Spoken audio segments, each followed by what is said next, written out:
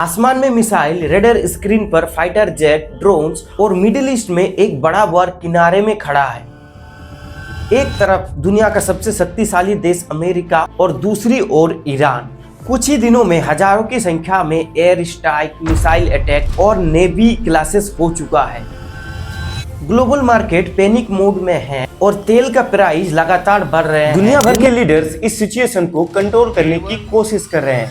Military conflict से किसी भी मुद्दे का समाधान नहीं निकल सकता। इन सबसे बड़ा सवाल ये है कि ये कॉन्फ्लिक्ट इतना डेंजरस क्यों बन गया है। इसका जवाब हम लोगों को 28 फरवरी के उस एयर स्ट्राइक से मिलता है जहां पे अमेरिका और इजराइल ने एक साथ मिलकर एक ऑपरेशन किया।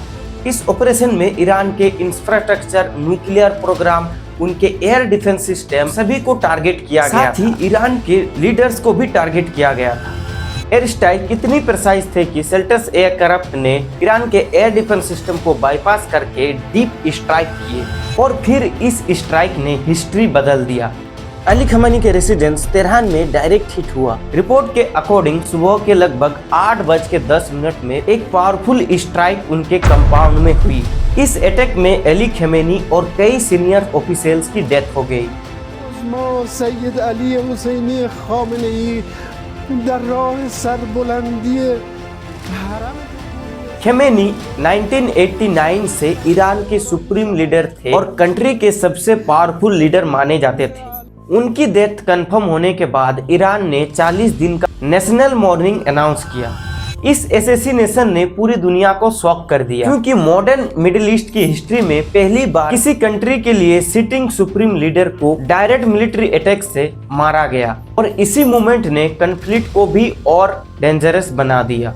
ईरान ने इस अटैक को सिर्फ मिलिट्री स्ट्राइक नहीं बल्कि रेजिम पर डायरेक्ट अटैक डिक्लेयर कर दिया और रिटेलिएशन की प्रिपरेशन तुरंत शुरू कर दी। इस वार को समझने के लिए हमें 45 साल पीछे जाना पड़ेगा। 1979 में ईरानियन रिवॉल्यूशन हुई। इस रिवॉल्यूशन में ईरान के मोनार्की को हटाकर एक नई इस्लामिक गवर्नमेंट पावर में आई। इसके जवाब में अमेरिका ने ईरान पर इकोनॉमिक सैंक्शन लगा दिया, लेकिन ईरान ने अपना मिलिट्री और मिसाइल पावर को डेवलप करना शुरू कर दिया। सबसे बड़ा डिस्प्यूट था ईरान का न्यूक्लियर प्रोग्राम। अमेरिका और उसके एलाइज का कहना था कि ईरान न्यूक्लियर वेपन बना सकता है। ईरान का कहना था कि उसका न्यूक्लियर प्रोग्राम सिर्फ पीसफुल एनर्जी के लिए ही है। कई सालों तक नेगोशिएशन और डिप्लोमेसी चलती रही।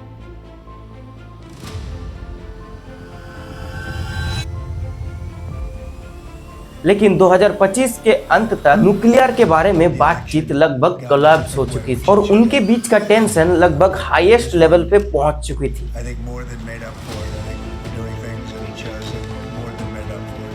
रिपोर्ट के अनुसार अमेरिका और इजराइल ने एक साथ मिल कोऑर्डिनेटेड मिलिट्री ऑपरेशन लॉन्च किया। इस ऑपरेशन का टारगेट था ईरान के nuclear research facilities, missile launch bases, military command centre और एयर डिफेंस सिस्टम। हजारों की संख्या में फाइटर जेट्स और ड्रोन यूज किए गए। सिल्ट एयरक्राफ्ट ने ईरान के एयर डिफेंस सिस्टम को बाईपास करके डीप में स्ट्राइक किया।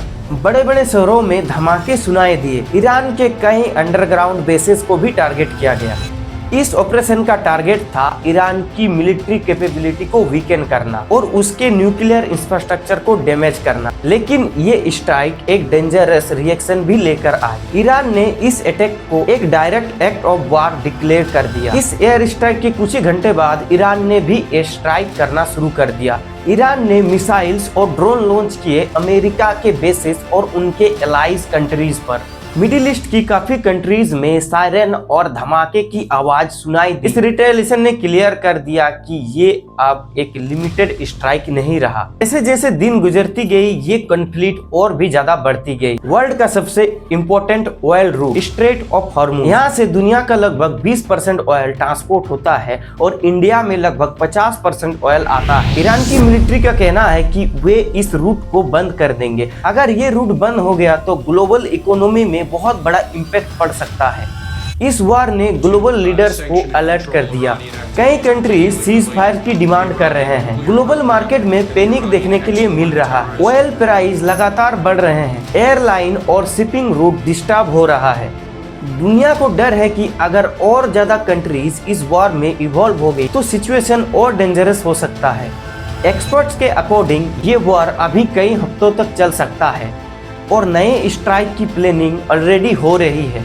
सबसे बड़ा रिस्क है अगर कोई और कंट्री इस वॉर में इवॉल्व हो गई तो मिडिल ईस्ट का balance of power completely change हो सकता है और शायद दुनिया एक मेजर जियोपॉलिटिकल क्राइसिस देख सकती है। फिलहाल दुनिया सिर्फ वेट कर रही है कि ये वॉर अमेरिका, इजराइल, ईरान का नहीं बल्कि पूरी दुनिया को इम्पैक्ट कर सकता है।